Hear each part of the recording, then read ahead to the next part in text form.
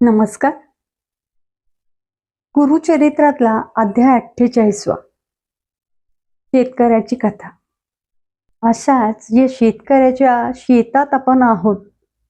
महाराज दररोज विसाव्यासाठी इथे थांबायचे, म्हणून याला विश्रांती कट्टा असे म्हणतात.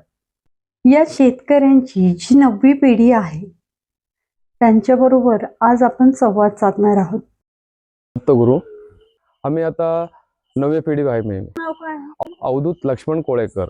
आता तुमचं परिवारामध्ये कोण कोण आहे? परिवारामध्ये आम्ही गावामध्ये असते. आहे, आम्ही भाऊ आहे, मी माझं बहीण आहे, बायको आहे, सगळा मुलाबाळा सगळं आहे.